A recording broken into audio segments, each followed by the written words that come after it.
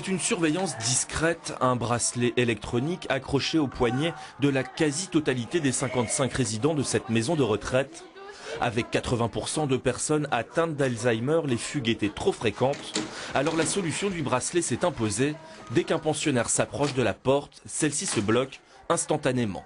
Impossible de sortir donc, mais le bracelet a aussi une autre utilité. Il sert de relais avec le personnel soignant. Vous appuyez sur le petit bouton et je viendrai, d'accord? Je vous assure. Voilà.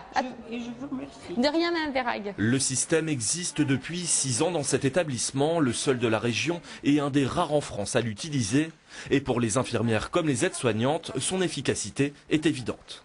Ça nous facilite énormément le travail dans le sens où on sait que la personne n'est jamais en danger en fait. Dès si elle a le réflexe de nous appeler, elle peut le faire, mais si elle l'a pas, le système se déclenche quand même. Je veux dire, en cas de malaise, il n'y a pas de souci.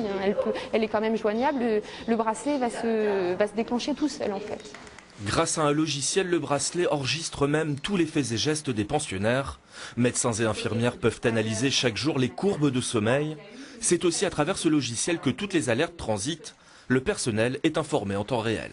Maintenant, la nuit, le personnel est moins nombreux. Et la dernière chute qu'on a eue, c'était pas trop grave, mais en fait, c'était quand même un malaise. Et la personne a pu être vue dans les 10 minutes. Dans les 10 minutes, c'est important parce que pour nous, ça veut dire que s'il y a un problème médical important, ça veut dire qu'on peut appeler les secours et qu'il n'y a pas de perte de temps entre deux. Un environnement plus sûr pour les personnes âgées, c'est le principal avantage du bracelet Vivago. Un outil pratique aussi pour tout le personnel qui récolte plus facilement les informations. Mais en aucun cas, il ne pourrait se substituer à la présence humaine. Je crois que de toute façon, rien ne remplacera jamais à la fois l'observation et le ressenti d'une équipe et d'un personnel qui est auprès de la personne, qui s'en occupe quotidiennement lors de la toilette, etc., qui recueille finalement bien plus ce qui se passe au niveau des sentiments et du bien-être de la personne, ça c'est certain. L'installation du dispositif coûte environ 40 000 € par établissement.